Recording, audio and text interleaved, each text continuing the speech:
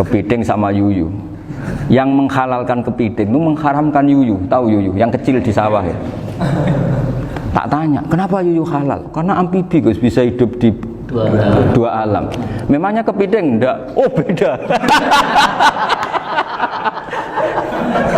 Ternyata beda maksudnya. Eman Gus kalau haram. Eman kan, kalau yuyu haram kan nggak ngefek kan, kecil. Ini mufti kok. Oh udah kadang halal, udah kadang makan selama ini. Iya selama ini udah kadang makan itu.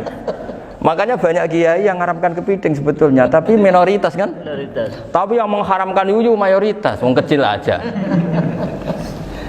Jadi kita ribet ikut siapa? Gitu. Kata siapa ahli fikih gak mikir untung rugi.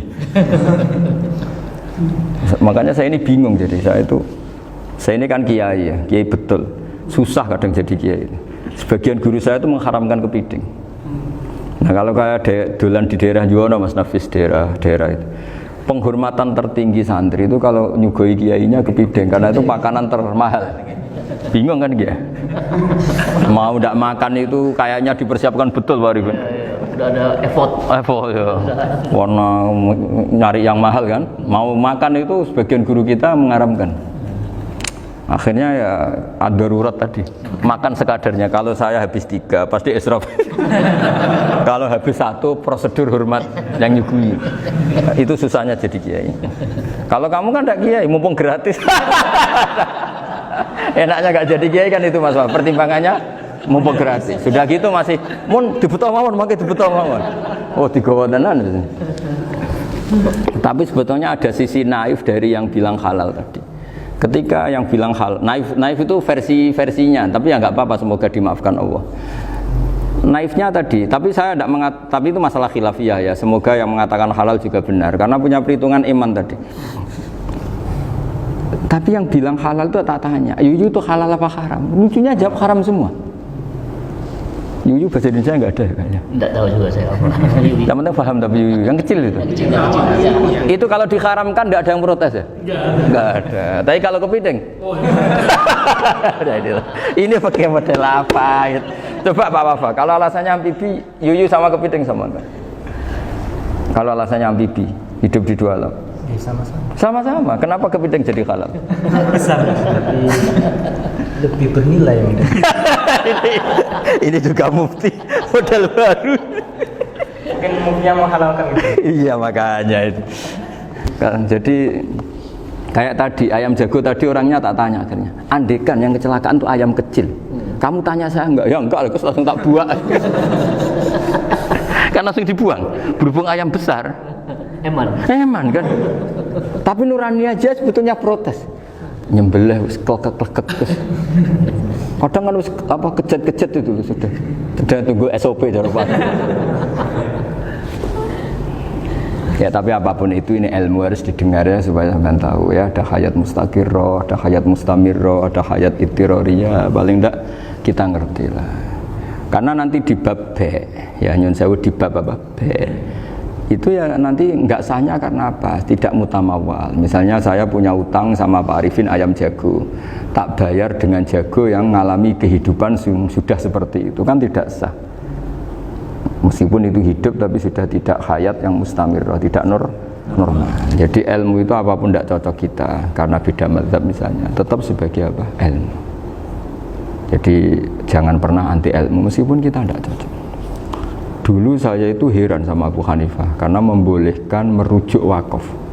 Wakaf itu kan nggak boleh ditarik kembali dalam mazhab Syafi'i dan hampir semua ulama bilang gitu. Tapi kalau kata Abu Hanifah, jika nazir yang nerima itu tidak sesuai rencana kita, keinginan kita, itu boleh narik kembali. Fa innal waqfa atiyatun mahdhah, kata beliau, wakaf itu ya pemberian normal saja. Suatu saat ada peristiwa gini Pak Arifin ya, ada orang kaya raya mewakafkan tanah itu senilai kalau nggak salah itu 60 miliar.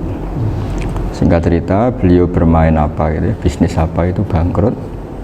Kemudian itu belum disertifikatkan wakaf. Kemudian nggak ada yang disawang coro Jawa, nggak ada yang dilihat, terus mau dibeli sama nyuwun sewu sampai yang mau beli yang mampu itu non muslim. Singkat cerita ada orang kaya muslim yang mau beli itu tapi ada problem karena itu wakaf. Tapi kalau nggak dibeli itu malah dibeli non muslim. Tanya saya, akhirnya saya jawab nggak apa-apa dibeli saja. Ngikuti mazhab Abu Hanifah. Karena kalau mazhab Syafi'i itu nggak sah semua pembeliannya. Tapi apa artinya mazhab kalau kita berpikir nggak sah, tapi yang jual melakukan? Nah itu yang nggak dipikirkan oleh orang-orang fikih yang di Menara Gading. Apa gunanya kita bilang nggak sah, tapi yang punya tanah tadi tetap menjual. Karena tidak mengindahkan hukum itu, mau apa coba? Makanya saya bilang, bagi tentang Gus itu nggak ada kaulnya dalam mazhab Syafi'i. Saya bilang, kamu mengharamkan itu tidak ada gunanya, karena itu tetap dilakukan. Jadi kita pertimbangannya ada itu, daripada dikuasai situ, mendingan kita. Betul. Nah itu sisi-sisi fikih. Makanya ini kita ngaji fikih, tidak segampang itu memberi fatwa karena pertimbangannya banyak, Pak. Tidak hitam putih. Tidak hitam putih gitu maksud saya, ini cerita. Jadi nanti kamu ngerti. Jadi mau apa coba? Itu kan ibarat gini. Hukumnya kita ngajar perempuan itu masalah sebetulnya secara, karena itu ajnabiyah. Tapi fikih mentoleransi li ajli ta'lim, karena untuk belajar enggak apa-apa. Kalau sudah jadi fakta itu ribet. Dia maunya belajar sama kamu, dan sekali kamu tidak mau belajar ke yang lain yang potensi menyesatkan. Jadi fikihnya bukan masalah nazar lagi, sudah penyelamatan. Ribet kan kalau sudah begitu. Saya punya kenangan yang menurut saya itu harus jadi trauma. Siapapun harus jadi trauma. Ini cerita sedikit. Ini masih ngaji fikih, pertimbangan. Ada orang itu sangat khusyuk, Pak Rifin. Sangat khusyuknya di rumahnya Pak Wafa itu nggak ada TV, nggak ada motor, nggak ada apa saja. Ketika anaknya berkembang agak dewasa, itu pertama naik motor, itu ya utang jasa sama kawan-kawannya. Pertama dia ngelihat nikmati TV ya dari kawan-kawannya. Corong Jawa, mbek tanggane lah. Padahal orang tuanya ini protektif justru karena banyak tanggane sing ndak pati Islami lah. Ya mereka orang Islam tapi ya nggak sholat, nggak apa. Singkat cerita orang tuanya ini datang ke rumah saya nangis, Pak. Nangis, Gus, sekarang saya ikrar bahwa mazhab Abah jenengan Kiai Nur Salim, bapak saya itu, mazhab jenengan itu lebih hebat timbang mazhab kula. Nangis dia. Dulu saya itu agak menyalahkan Kiai Nur Salim jenengan karena longgar di rumah ada TV, ada motor. Terus dia cerita. Nah karena anaknya ini pertama bisa naik motor, untuk anak ABG ini kan jasa yang luar biasa. Karena dia butuh sekali bisa naik motor, dipinjemin. Akhirnya walhasil anaknya ini nyon saya merantau ke Jakarta kemana? Akhirnya lam yusolli wa lam yasum. Padahal anaknya ya kiai kampung. Terus tak ceritain. Terus akhirnya dia tanya, kenapa sih Gus jenengan sama Abah kok longgar gitu sama anak? Terus tak ceritani gini Pak Arifin. Menurut ilmu al-insan abdul ihsan, manusia itu budaknya kebaikan. Karena utang jasanya sama anak ini, ya dia akan ainut anak ini. Sementara kenangannya baik jenengan mbok amui. Tidak boleh. Dia baru ngakui ya Gus saya itu nyun sewu hanya khusyuk tapi kurang ilmu. Tadi dia hanya berdasar khusyuk. Bocah kok main delok TV kan pikirannya hanya gitu. Ini cerita ilmu, saya bukan menjustifikasi manapun, ini kan cerita ilmu Pak Ribin ya. Jadi semuanya itu ada hitung-hitungannya. Coba kalau kita terlalu stakung be anak pertama naik motor jasanya orang nggak sholat ya, pertama roh TV jasanya orang nggak sholat. Coba terikatnya anak ini sama kita apa sama orang itu? Sama orang itu. Bayangkan kalau umur ABG, kalau umur sak pari pun Pak Wafa ini nafsu astagfirullah kan. Gue cok tua nome ora. Gaya tok, bareng tua udah khusus gue gaya tok. Aslinya nome bodoh. Ya saya sama semua. Cuma saya akan lebih jujur dari biasa. Jadi orang itu harus ngitung gitu. Itu kenapa Mbah Mun tuh kiai alim alama. Setahu saya dalamnya ada TV. Putra-putra ini lihat TV.